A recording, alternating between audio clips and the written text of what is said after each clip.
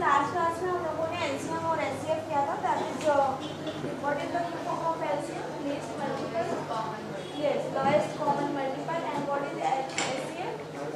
Highest common factor.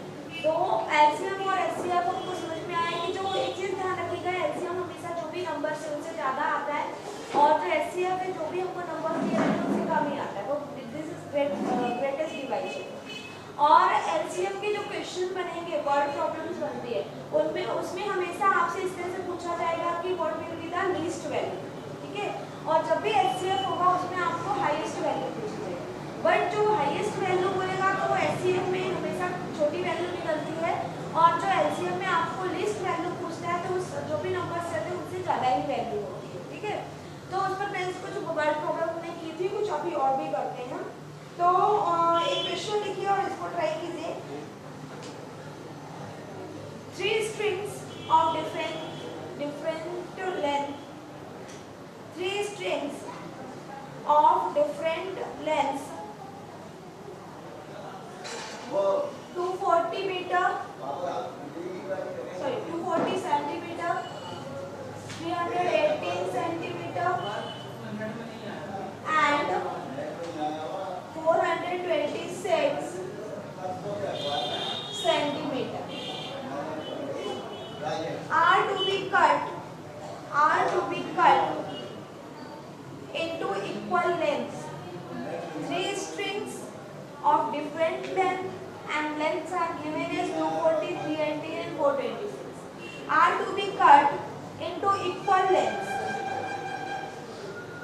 What is the greatest possible length? What is the greatest possible length of each piece?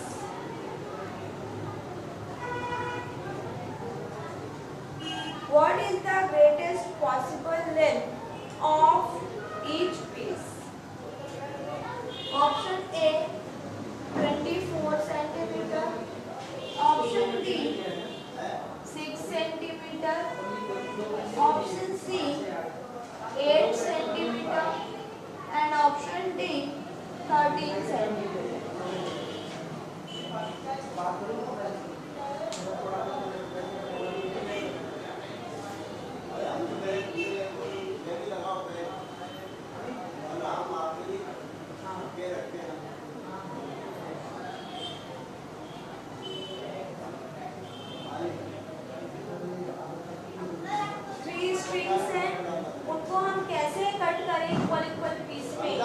ताकि वो greatest distance हो, greatest possible distance हो, जो कि सभी strings में बराबर बराबर पार्ट में डिवाइड कर सके।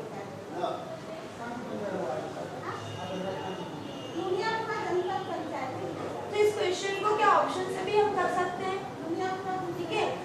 4 नंबर्स हैं, इनमें से मतलब ग्रेटेस्ट पॉसिबल लेंथ जो इन सभी में बराबर बराबर डिवाइड कर सके, सभी ने। सपोज एक हमारे पास 240 सेंटीमीटर की स्ट्रिंग है, एक 318 की स्ट्रिंग है, एक 426 की स्ट्रिंग है, ठीक है। तो इसमें हमको इस तरह से इक्वल पार्ट्स करने हैं, ठीक है, और ऐसा लेंथ चूज करना है जो सभी को इक्वल पार्ट्स में डिवाइड कर दे।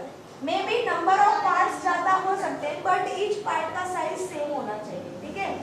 और सभी को बराबर लेंथ के पार्ट्स में परफेक्ट डिवाइड कर सके, ऐसा ये लेंथ हमको चूज करना है, ठीक है। सपोज ये 240 वाला है और ये आपका 318 है और ये आपका 426। तो अभी क्वेश्चन पढ़ के आपको समझ में आ गया होगा कि इसमें हमको एचसीएफ निकालना है, दैट इज ग्रेटेस्ट डिवाइजर हमको फाइंड करना है। That can be possible, that can divide all the threes. But अभी इसके लिए आपको एचसीएफ निकालोगे फिर भी ज्यादा टाइम लगेगा, तो अभी क्या ऑप्शन से और आसानी से हो सकता है, लेकिन इनमें से ऐसा ग्रेटेस्ट नंबर हमको चूज करना है जो तीनों को डिवाइड कर सके। तो अभी आप क्या देखते हो, 24 किस किस को डिवाइड कर सकते हैं, ठीक है। तो अभी आप देखोगे तो 24 से 240 डिवाइड हो जाएगा, बट इनमें ये दोनों डिवाइड नहीं होंगे, ठीक है। और फिर ऐसा कौन सा नंबर है जो तीनों को ही डिवाइड कर सकते हैं? तो अगर आप इन नंबर से देखोगे, डिविजिबिलिटी रूल लगाओगे, तो इनमें से वो कौन सा नंबर है जो इन तीनों को ही डिवाइड कर सकता है? तो केवल एक ही ऑप्शन ऐसा है जो इन तीनों में 240 में, 318 में और 426 में वो डिवाइड कर सकते हैं। बाकी कोई एक को डिवाइड करेगा, जैसे 24 है वो 240 को डिवाइड करेगा, तो फिर आपका जो 318 है और जो आपका 426 है 24 को डिवाइड नहीं करता है। अगर आप डिविजिबल रूल लगाओ, जैसे 24 क्या होगा 8 × 3, 8 का रूल लगाओ, 3 का रूल लगाओ, ठीक है, तो दोनों से डिवाइड नहीं होगा, मतलब 24 से भी डिवाइड नहीं होगा। लेकिन अगर हम 6 की बात करते हैं तो 6 देखो 6 दोनों में 2 और 3 से सभी डिवाइड हो रहे हैं, तो 6 से तीनों डिवाइड हो जाएंगे। फिर आप अगर 8 की बात करते हो तो 8 से भी कोई ना कोई एक रह जाएगा, तीनों को डिवाइड नहीं कर पाओगे आप। 13 से तो उससे नहीं हो पाएगा, है ना। तो आपका आंसर क्या होगा कि वो 6 ही वो नंबर है जो इन तीनों को, और वो ग्रेटेस्ट नंबर है जो इन तीनों को बराबर बराबर पार्ट्स में 6 सेंटीमीटर के पार्ट्स के में डिवाइड किया जा सकता है, ठीक है। तो इस तरह के क्वेश्चन पे जरूरी नहीं है कि हमेशा हमको कैलकुलेशन करना पड़े, हम ऑप्शन से भी कर सकते हैं। एक और क्वेश्चन लिखिए, Raju goes to the park. Raju goes to the park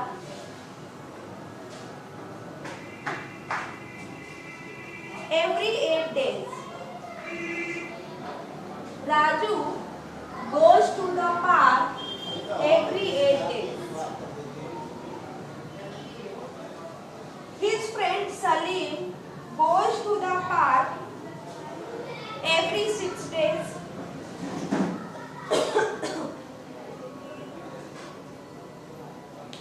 Raju goes to the park every 8 days and his friend Salim goes to the park on every 6 days.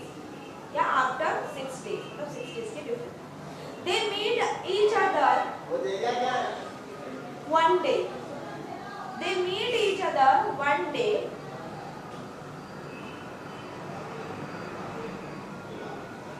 How many days later? How many days later will they meet again?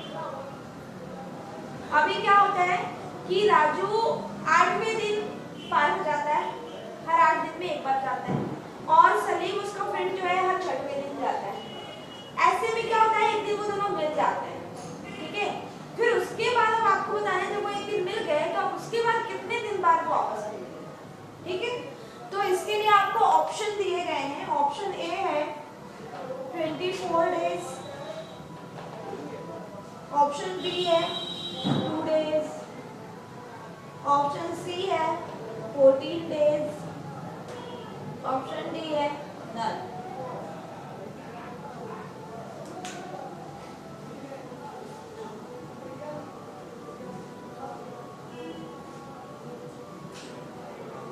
तो इसमें क्या निकालना है हमको, HCF या LCF?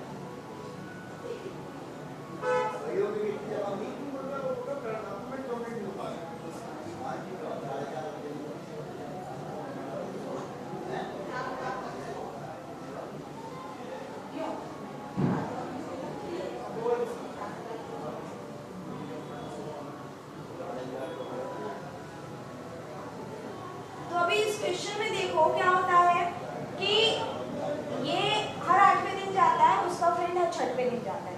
तो general सी बात है, ये तो पहली बार में तो नहीं मिलेंगे। फिर क्या होगा, 8 के बाद ये कब जाएगा 16वें दिन, और ये कब जाएगा 12वें दिन, अभी भी नहीं मिलेगा। इसके बाद ये 16 के बाद कब जाएगा 24 को, इसके बाद ये कितने आ जाएगा 18th डे पे जाएगा। फिर लेकिन ये 6वें दिन जो जाता है वो 24th डे को भी जाएगा, क्योंकि इसका चौथी बार होगा और उसका तीसरी बार ही होगा। 8 का 3 टाइम्स क्या होता है 24, और 6 का 4 टाइम्स क्या होता है 24, ठीक है। तो इन दोनों का एक्चुअली कॉमन निकालना है। क्या निकालना है हमको, लोएस्ट कॉमन फैक्टर और मल्टीपल से लोएस्ट कॉमन मल्टीपल निकालना है। लोएस्ट मल्टीपल हो, ठीक है, और कॉमन लोएस्ट कॉमन मल्टीपल, यहाँ हमको क्या निकालना है, एलसीएम निकालना है। और अगर आपको एलसीएम का कॉन्सेप्ट नहीं भी पता तो इस क्वेश्चन को बहुत आसानी से आप इस तरह से समझ सकते हैं कि ये राजू है और ये सलीम, ठीक है। अब ये एक दिन मिल गए, एक दिन सपोज आज मिल गए, इसके बाद अब ये कब जाएगा 8वें दिन जाएगा, और ये कब जाएगा 6वें दिन, अभी तो मिलेगा नहीं।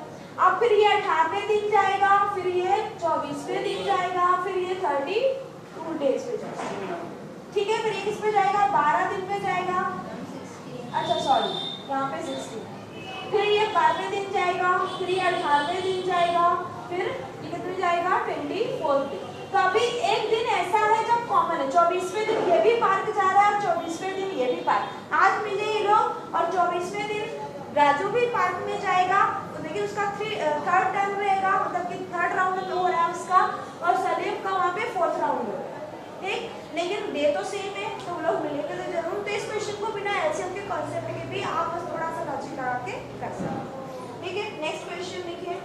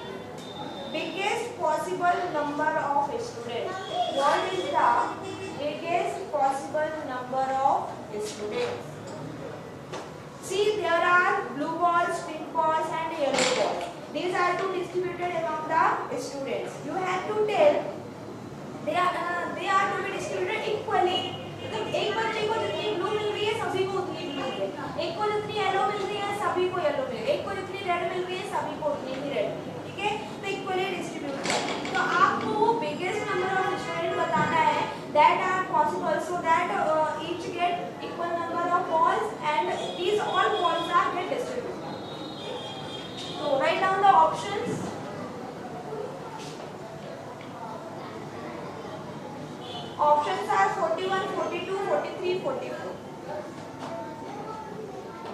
41, 42, 43 and 44.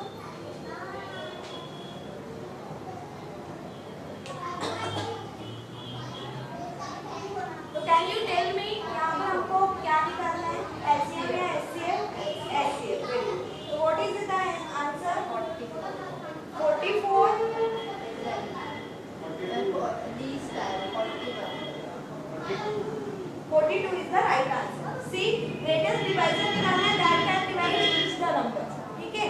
तो अभी 42 से देखो क्या सभी डिविजिबिलिटी रूल लगा लो। 42 क्या होता है? 7 6 7 into 6, तो 7 का डिविजिबिलिटी रूल और 6 का डिविजिबिलिटी रूल दोनों अप्लाई करके देखो। और इसके बाद 43 तो खुद प्राइम नंबर है, तो उसको अभी आप डिवाइड करके देखो। तो यहाँ पे जो 42 है, ठीक है, वो तीनों को डिवाइड कर सकता है, बाकी नहीं कर पाए। अदरवाइज आप यहाँ पे क्या लगा सकते हो? HCF भी निकाल सकते हो। आपको पता है कि हमको देखो क्या करना है, सभी को बराबर बराबर बॉल्स मिले, ठीक। तो जैसे 10 बच्चे हैं तो 10 बच्चे और 20 चॉकलेट है, तो हम कितनी कितनी देंगे? दोनों दे देंगे सभी को, है ना। और हमारे पास 10 बच्चे और 40 चॉकलेट, तो हम क्या करेंगे? 4 दे देंगे। तो इस तरह से हमको 20 बच्चे क्या है? 20 बच्चे इन सभी नंबर को डिवाइड करते हैं। जो 10 था, ठीक है, 20 था, तो 10 से 20 भी डिवाइड हो जाता है। 40 चॉकलेट थी तो 10 40 को भी डिवाइड करते हैं। अगर हमारे पास 60 चॉकलेट भी आ जाएंगे तभी 10 स्टूडेंट इस 60 चॉकलेट में भी डिवाइड हो जाए, डिवाइड कर देंगे और उतने कुछ चॉकलेट ले लेंगे। तो जो नंबर ऑफ स्टूडेंट है वो क्या है? ग्रेटेस्ट डिवाइजर है। तो यहाँ पे आप HCF भी निकाल सकते हो। तो HCF भी बहुत इजीली आप निकाल सकते हैं। देखो डिवीजन रूल से निकालोगे तो बहुत इजीली। कैसे निकालोगे? डिवीजन रूल से निकाल के बताओ, ठीक है। तो जैसे आपके 3 नंबर से 294 है, देन 252 है, देन 210 है। तो सबसे पहले क्या ले लो? दो सबसे ये नंबर्स ले लो, ठीक है। इनका निकाल लो, क्या निकलेगा? 1 टाइम ही जाएगा और क्या बचेगा, रिमाइंडर क्या बचेगा यहाँ पे 42 बचेगा कैंसिल। देन आपको क्या करना है अभी यहाँ पर अभी 42 से भी फिर इसको डिवाइड करना है क्योंकि जब तक 0 नहीं आता तब तक हमारा ये प्रोसेस चलता रहेगा। तब 252 को आप क्या करोगे 42 से भी आप इसको करोगे, कितने टाइम में आ जाएगा ये 6 टाइम में पूरा कैंसिल हो जाएगा है ना 2। तो आपको यहाँ पे इन दोनों का एचसीएफ क्या पता चला, इन दोनों का एचसीएफ आपको पता चल गया कितना 42। अभी क्या करना है इन दोनों के लिए आपको कैलकुलेट करना है। तो इन दोनों के लिए अभी आप देखोगे 42 से डायरेक्टली पूरा डिवाइड हो जाएगा, ठीक है। कितने टाइम्स में हो जाएगा आपका 5 टाइम्स में पूरा 210 हो जाता है। तो आपको क्या पता चल गया कि 42 ही वो नंबर है। आपको एक्चुअली ऑप्शन से भी नहीं जाना है, यहाँ में तो इजीली आपको पता चला। आपको समझ में आ रहा है कि डिवीजन करना उतना ही डिफिकल्ट हो जाएगा तो फिर आप एचसीएफ भी निकालने लगे। तो वहाँ पे आपको डिसाइड करना है कि कौन सी मेथड हमको कम समय में आंसर दे देगी। इसके बाद नेक्स्ट क्वेश्चन लिखिए, 2 lighthouses flash their lights. 2 lighthouses flash their lights every 20 seconds and 30 seconds respectively. 2 lighthouses flash their lights every 20 seconds and 30 seconds respectively. Given that they flashed together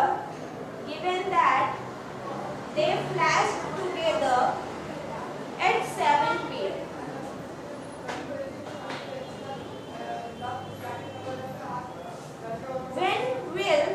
When will the next flash together? When will the next flash together? तो अभी क्या दिया है कि 2 light house है। Light house क्या होते हैं जिनके ऊपर कुछ लाइट रहते हैं सिग्नल देने के, जैसे कि आप सी में जाओ तो सी में क्या होते हैं लाइट हाउस के थ्रू कुछ लाइट फ्लैश करते हैं इस टाइम पे कि ऐसा कुछ सिग्नल रहता है।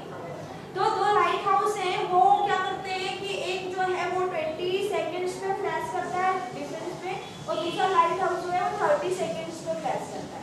तो एक बार क्या होता है 7 PM पे वो एक साथ फ्लैश करता है, उसके बाद फिर क्या होता है आपको बताना है कि नेक्स्ट टाइम वो साथ में कब फ्लैश करेंगे। तो कब फ्लैश करते हैं 8 PM। ऑप्शन है 7 and 1 PM 7:01 पर। बी ऑप्शन है 7:02 पर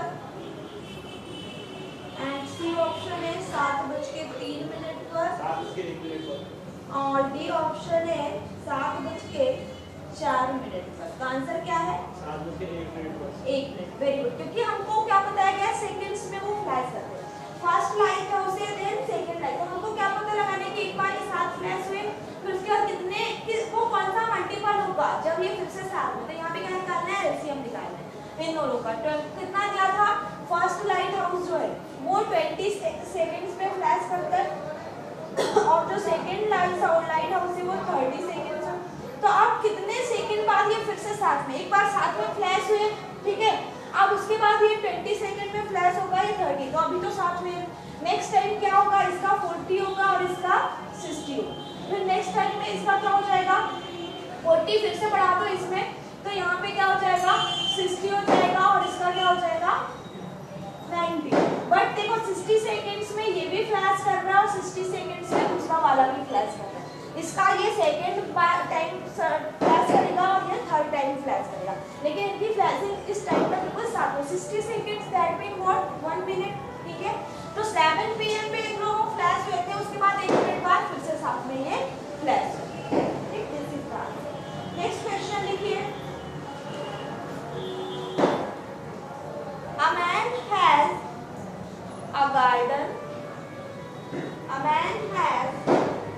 a garden measuring 84 meter by 56 meter, measuring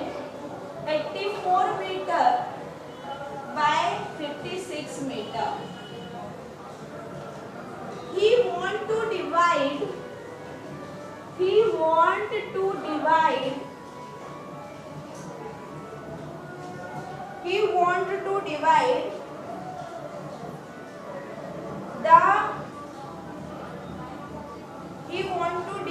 the garden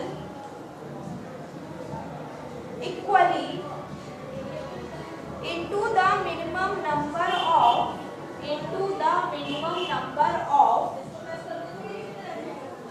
square plots.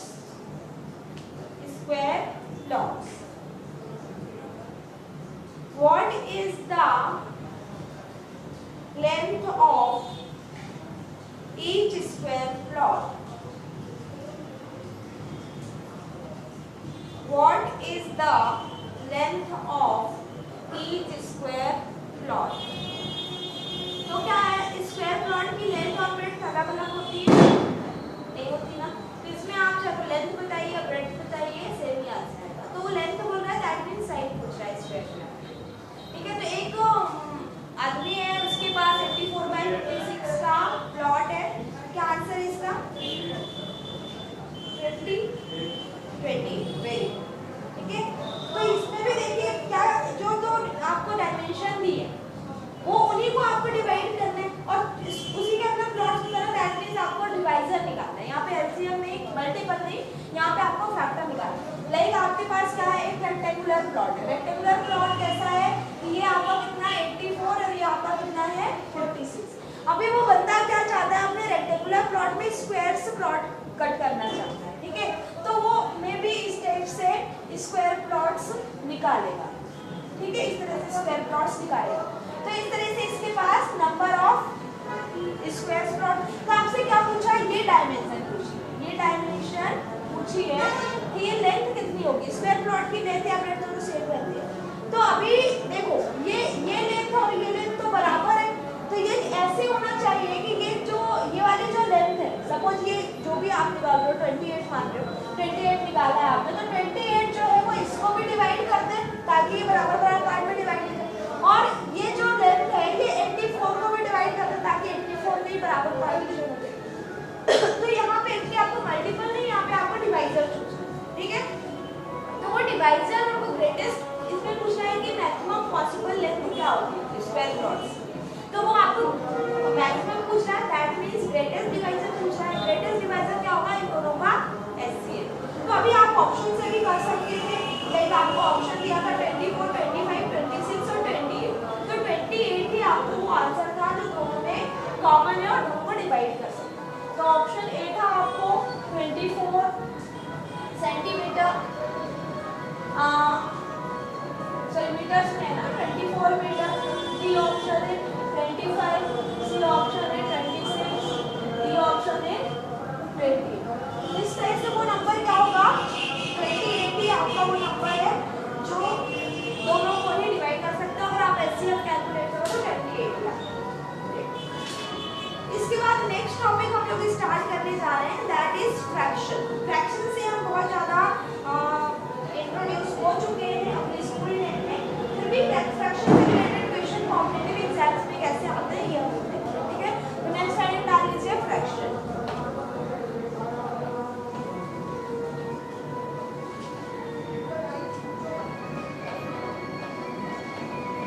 क्या होते हैं फ्रैक्शन, जिसे हम कितने बोलते हैं, जो न्यूमरेटर और डिनोमिनेटर में जिनको। एक और टर्म होती है डेसिमल फ्रैक्शन। फ्रैक्शन और डेसिमल फ्रैक्शन में क्या डिफरेंस है? ठीक है, डेसिमल फ्रैक्शन में ये होता है कि जो डिनोमिनेटर है उसको आप 10 की पावर में एक्सप्रेस कर सकते हैं। ठीक है, जैसे कि 0.3, ठीक है, 0.3 को आप क्या लिख सकते हो, 3/10। तो डिनोमिनेटर को 10 की पावर में, that is 10 to the power 1। 0.025 0.25 तो 25/100 10 टू द पावर 2। तो ऐसे फ्रैक्शंस जिनके डिनोमिनेटर को 10 की पावर में एक्सप्रेस किया जा सकता है उसे हम क्या बोलते हैं, डेसिमल फ्रैक्शन। ठीक है, तो एक टर्म आती है what is decimal fraction.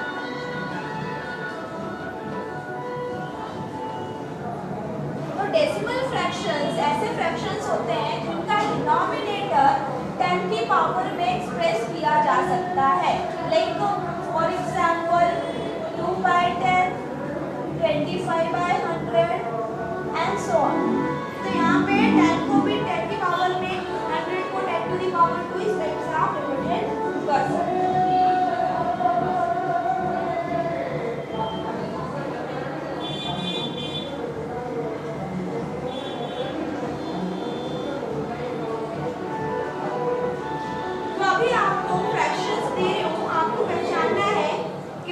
The following number are decimal fractions. ठीक है, आपको चार ऑप्शन दे रही हूं मैं, आपको पहचानना है कि which of the following are decimal fractions. First option is 3.01, B option is 5/6, C option is 10, D option is 3.1 and E option is 9/10। तो इनमें से वो कौन से ऑप्शन है जिन्हें आप डेसिमल फ्रैक्शन की कैटेगरी में रखेंगे? A and D, that means this and this. Why not this? Okay, तो D। ठीक, तो इसको भी आप इसके डिनोमिनेटर को 10 की पावर में कर सकते हो। ये भी क्या होगा 31/10 और ये भी 9/10 ऑलरेडी भी है, बट यहाँ इनकी पावर्स को 10 की पावर में नहीं कर सकते। ठीक है, डिनोमिनेटर को 10 की पावर में नहीं किया इसलिए वो आपका डेसिमल फ्रैक्शन नहीं।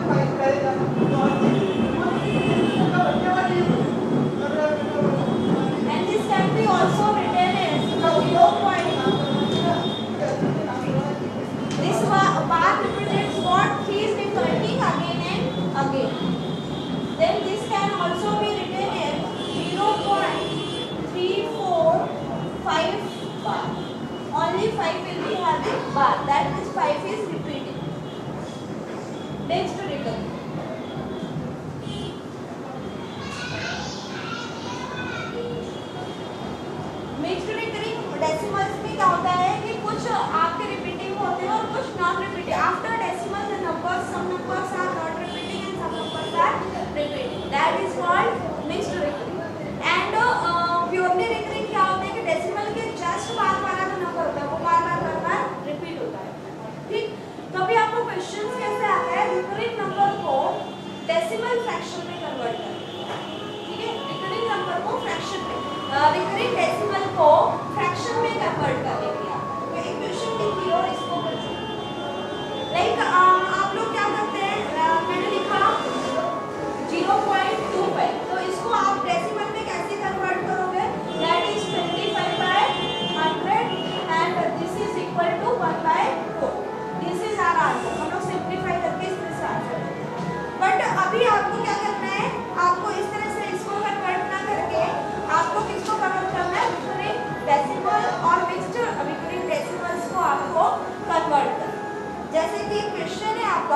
0.4 बार, इसको आपको कन्वर्ट करना है फ्रैक्शन 0.4 बार।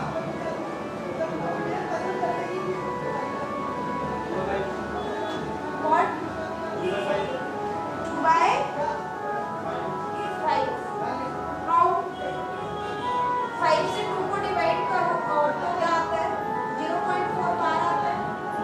कभी बार भी हो सकता है, कभी डॉट भी हो सकता है। देखो ये दोनों चीजें एक ही है, 0.4 बार लगाए या कई जगह जैसे डॉट भी लगाए, ठीक है। तो अभी आपको क्या करना है, इसका आंसर है 4/9, ठीक है। वैसे अगर यहाँ पे बार नहीं होता तो आप क्या बोलते 4/10, ठीक। बट इसका एक प्रोसेस है, पूरा आपको एक प्रोसेस है 9th 8th 9th में आप लोग पढ़ते हो कि रिकरिंग नंबर्स को फ्रैक्शन में कन्वर्ट करने का पूरा एक मेथड है। लेकिन अभी एग्जाम में हमारे पास उतना टाइम नहीं रहता कि हम पूरा प्रोसीजर करें। तो अभी आपको क्या करना है, जस्ट कुछ नहीं करना है, अगर इसको आपको फ्रैक्शन में कन्वर्ट करना है, ठीक है। तो आप देखो कि डेसिमल पॉइंट के बाद कितने नंबर है, अगर ये रिपीटिंग है, ठीक है, और प्योरली रिपीटिंग है, तो जस्ट देखो कितने नंबर है जो रिपीट हो रहे हैं, बार-बार रिपीट हो रहे हैं।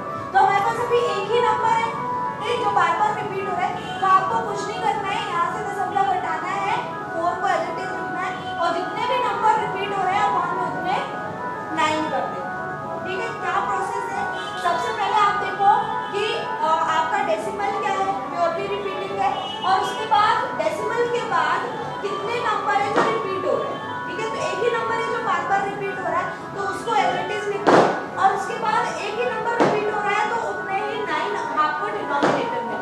10 तो आप लिख नहीं सकते क्योंकि 10 नहीं हो सकता, अगर 0.4 होता तभी 10 होता, लेकिन क्या होगा 9, ठीक है।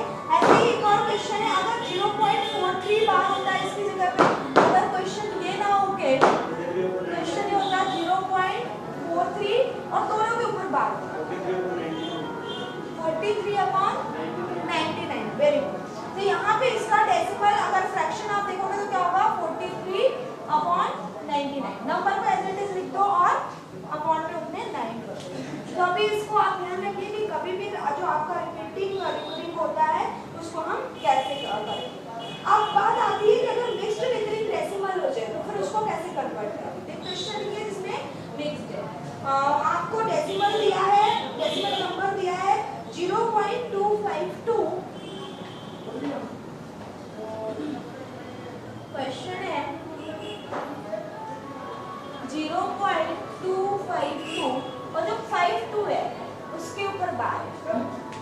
तो अभी आपको इसको कन्वर्ट करना है फ्रैक्शन में।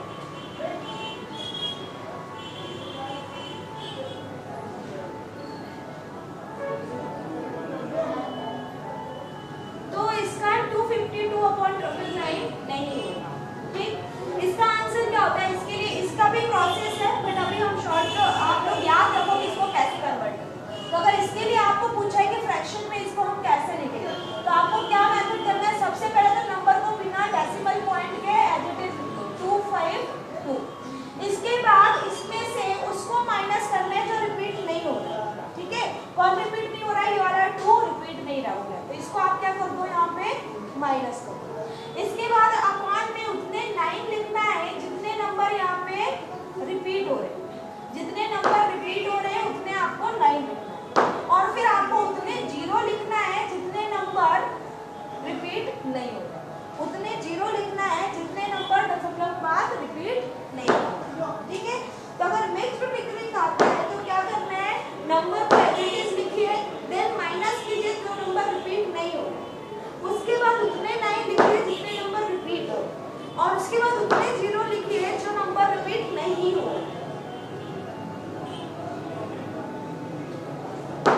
इसका आंसर क्या होगा 250/990, और इसको और करो तो 0 से 0 cancel, 25/99, this will be your answer. Write down next question. Question is convert 32 point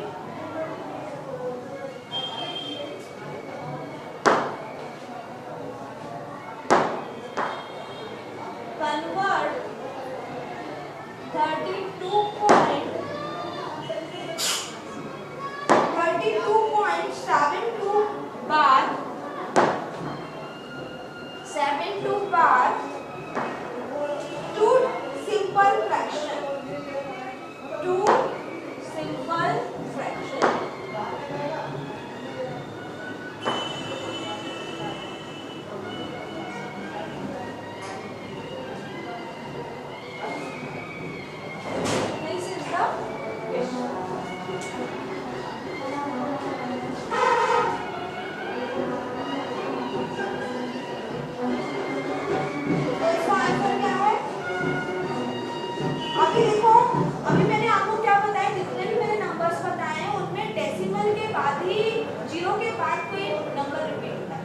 decimal point के पहले कोई नंबर मैंने आपको नहीं बताया। तो ये ट्रिक इनके लिए नहीं है जिनमें डेसिमल के पहले नंबर्स हो। ठीक, तो आपको ऐसा क्वेश्चन आता है तो आपको क्या करना है, डेसिमल पॉइंट को आगे शिफ्ट करना। ठीक है, तो आगे शिफ्ट करोगे तो क्या चेंज करना पड़ेगा। अभी तक मैंने आपको जो भी क्वेश्चन बताया उसमें क्या था, डेसिमल पॉइंट नंबर्स के पहले था। इसमें देखिए नंबर पहले आता है, तो अभी आपको क्या करना है, इसको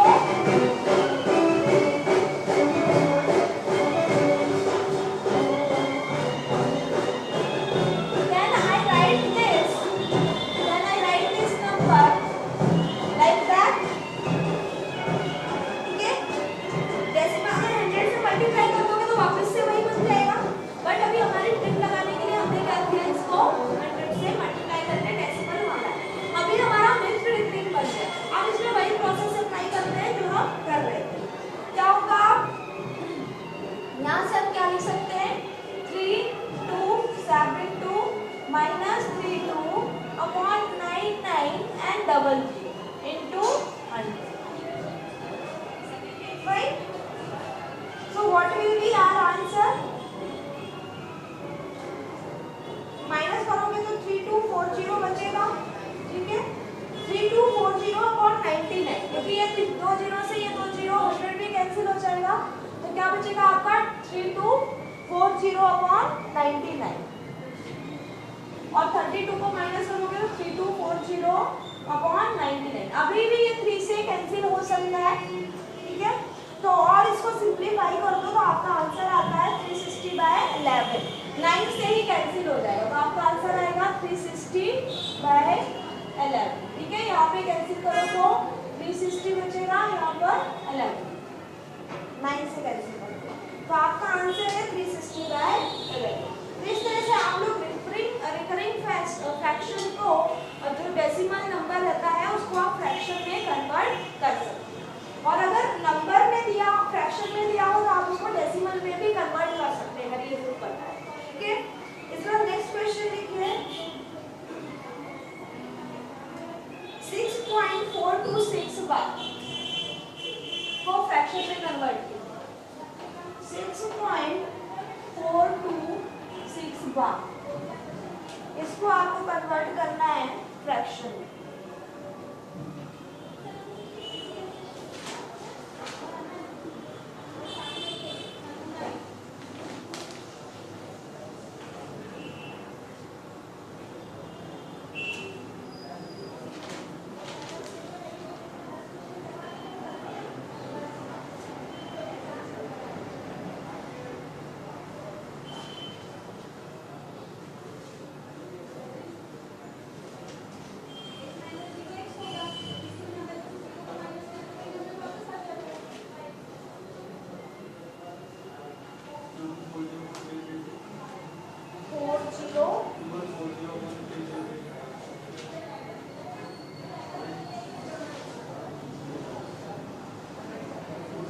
option A 6426 upon 990, 6420 upon 999,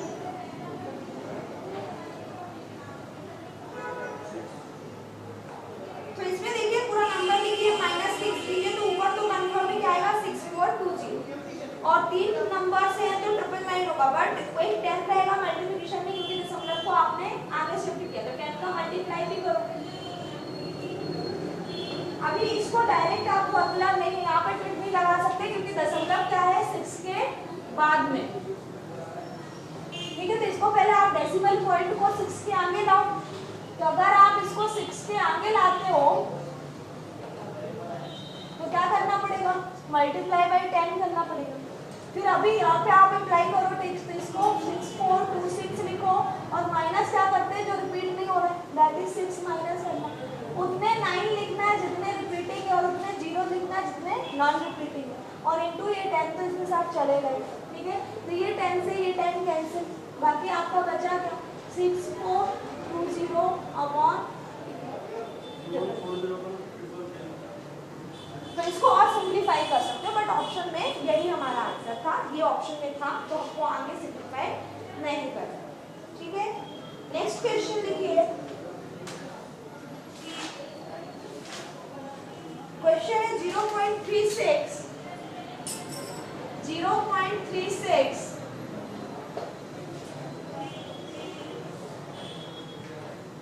upon 0.04 plus 0.18 upon 0.06।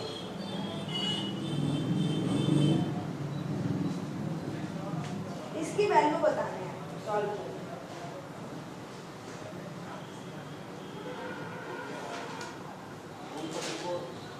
What is 144?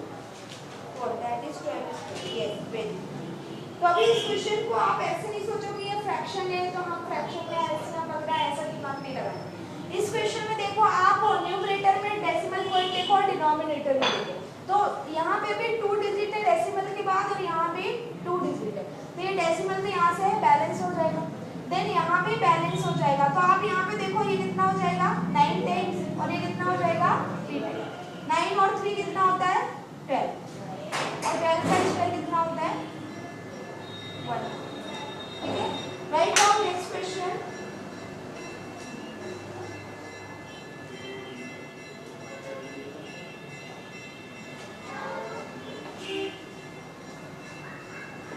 Question है 3.514 into 10 to the power k। 3.514 into 10 to the power k is equal to 0.0033514। Then what is the value of k? आपने बताना है k की value क्या होगी। A option है 3, B option है -3, C option है 2 और डी ऑप्शन है -2। नाउ टेक +3 और -3 तो है -3। ठीक है, क्या होगा आंसर होगा -3 होगा, क्योंकि आप कंपैरिजन तभी कर सकते हो जब दोनों साइड क्या हो इक्वल हो, एक जैसे हो। नंबर तो एक जैसा दिख रहे हैं बट यहाँ पर क्या है 10 की पावर में, वहाँ 10 की पावर में नहीं, तो अगर उधर वाले नंबर को भी मैं 10 की पावर में कन्वर्ट कर लूँ तो अभी मैं इसको जो डेसिमल पॉइंट है, अगर डेसिमल पॉइंट को इस तरफ लाना है तो मल्टीप्लाई करना पड़ता है, अगर डेसिमल पॉइंट को राइट साइड में ले जाना है तो हमको क्या करना पड़ता है डिवीजन करना पड़ता है। तो इस डेसिमल पॉइंट को मुझे कहाँ पे लेके जाना है, यहाँ पर कितने स्थान लेके जाना है 1 2 3। ठीक है, तो अपॉन में 1 के बाद उतने ही 0 लगा दो 3 0 and 1000 is what 10 to the power 3 is 1000। तो अभी ये अपॉन में जो 10 टू द पावर 3 है इसको अगर मैं न्यूमरेटर में ले जाऊं, डिनोमिनेटर से न्यूमरेटर में ले जाऊं तो ये क्या हो जाएगा मल्टीप्लाई में और ये यहाँ पे माइनस। अभी ये आगे दशमलव के पहले 0 का कोई मतलब नहीं होता है। ठीक है, तो ये भी 3.514 है, ये भी 3.514 है, बस सब कुछ एक जैसा है, सिर्फ क्या पता करना है के। तो के की वैल्यू क्या होगी -3। राइट डाउन नेक्स्ट क्वेश्चन 0.09 बार 0.09 के ऊपर बार है इनटू 7.3 के ऊपर बार है। इसको आपको सॉल्व करके मुझे वैल्यू बताना। ऑप्शन ए है 0.67 बार, बी ऑप्शन है 0.657 बार, सी ऑप्शन है 0.657 बार एंड डी ऑप्शन है 0.6 बार।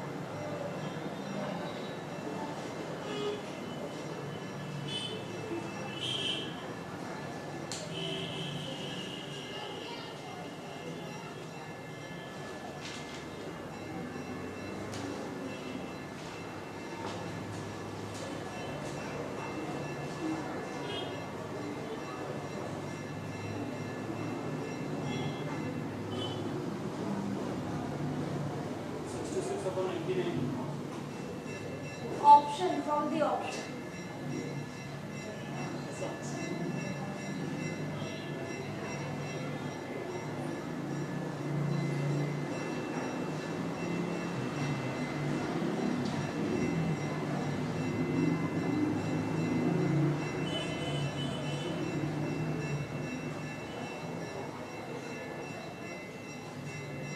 तो अभी डायरेक्ट तो ये सॉल्व नहीं हो सकते क्योंकि आपके ये रिकरिंग डेसिमल है और डेसिमल के बाद में जो है वो रिपीटिंग है। तो अभी डायरेक्ट ऐसे नहीं कि आप मल्टीप्लाई कर दो तो वही आंसर हो जाए। कभी ऐसे मत सोचना कि इसको डायरेक्ट मल्टीप्लाई कर दो वही आंसर। इसको सबसे पहले आप फ्रैक्शन में कन्वर्ट करो। तो 0.09 बार को आप क्या लिख सकते हो 9/99, ठीक है, इनटू, ठीक है, तो हम सॉल्व करो।